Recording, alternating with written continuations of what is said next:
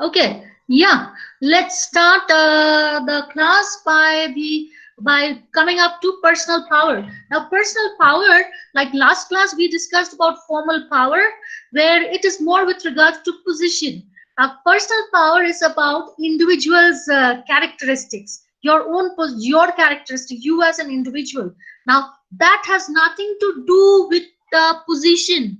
That has nothing to do with your position as a it is not that you have to be a manager. It could be you could be a lower level employee also. It could be anyone. So it's an individual's power. Some characteristics that you have or some knowledge that you have where you are at a better position than your manager and you are more useful to your manager at that time. Okay, so that can also have. So subordinates, personal power can be it can be with someone who's a subordinate, or it can be a manager, or it can be a leader. Anyone can have it. It's your individual power, individual characteristics, some unique characteristics. Now, when we talk of personal power, there are two types. One is expert power, the other is referent power. So let's start with the expert power. Now, when we talk of expert power, that is basically where we are talking about our expertise, some skills that we have, or some knowledge that we have which others do not have it. So then what happens?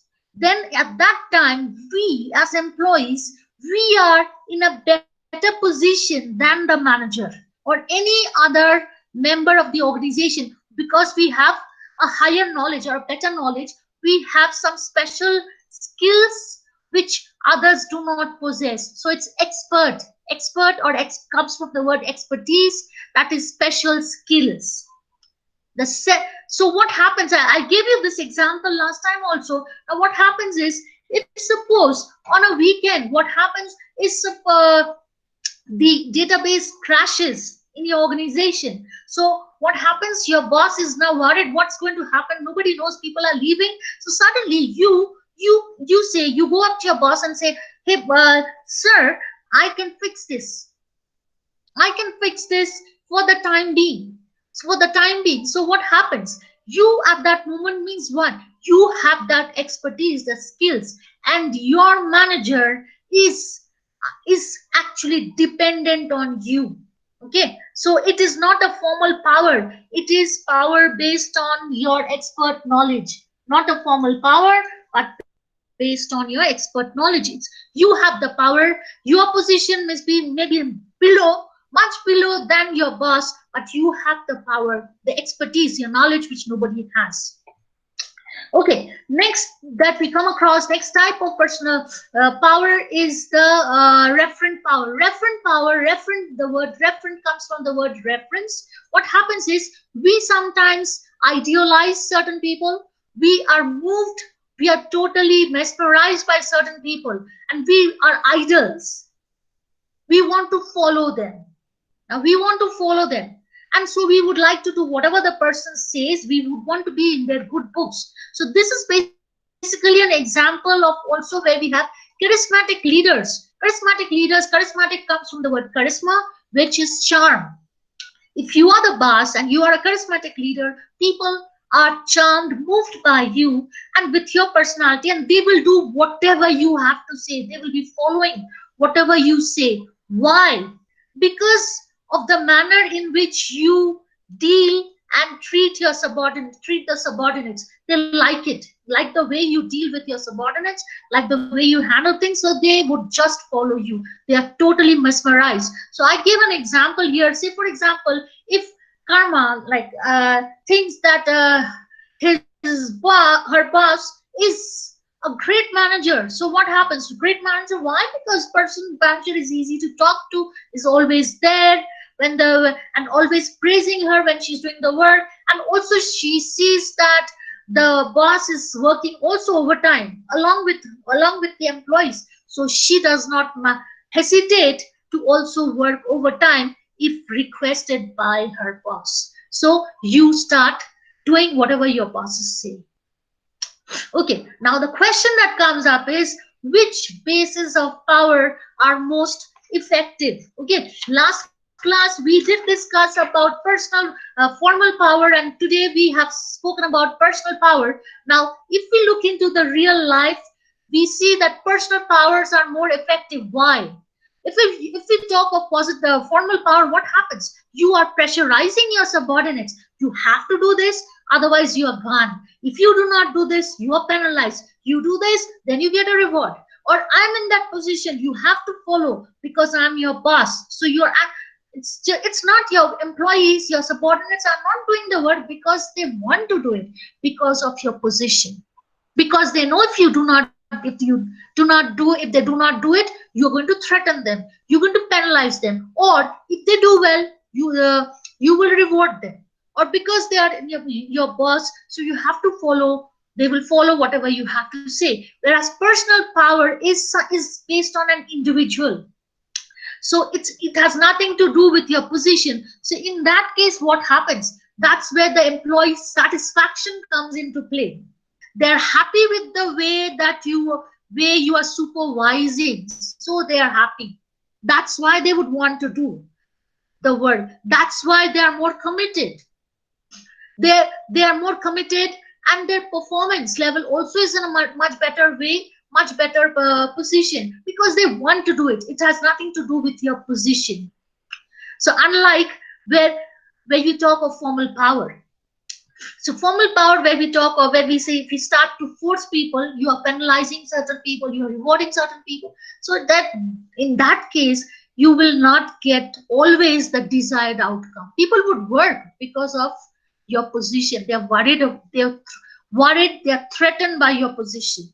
That's the only thing. And the other thing, when you start threatening people, sometimes it can backfire. It can have a negative effect on the employee satisfaction, commitment. People would start leaving, they would start protesting. Okay, so this is the next thing that we have is, now when we look into, we spoke about formal power and we spoke about personal power or informal authority. What happens? Formal power is, as I said, it's because of your position. So what are the things? Your formal authority, because of the position that you have, it's relevant. Every position has some power which is very much relevant. The power that a manager has, the power and the power that the leader has, it's very much different. Centrality is centralization of power. It's held by one person. The subordinates cannot say there. Autonomous means they work independently. Your bosses will not just listen to what you have to say. They work by themselves, independent, and it's very much visible. You can feel it. Okay, that's my boss. The person has that power. That position itself is very much visible. You can visible. You know who your bosses are, or who is the top boss, immediate boss or top boss. And so what is basically, what are we talking about? It talks of the importance and relevance of position. With higher position, you have more power. So that's what formal authority is. Whereas when we talk of personal power or informal authority, what happens? As we discussed today, it talks about our individual expertise, our experts, our skills, our knowledge, track record. How efficient are we? Where people can start trusting us. Our bosses can start trusting us. Okay, this person will do it. It's a dedicated person. Attractiveness, our own personality. It has nothing to do with position, our efforts. So what is this? What are we talking about? It talks about credibility, how credibility is your feedback. Okay, how authentic are you? How good are you? Whether you can, what is your position out there? Whether you can be trusted, whether you are respected, and whether people admire you. So that's where we talk of informal authority.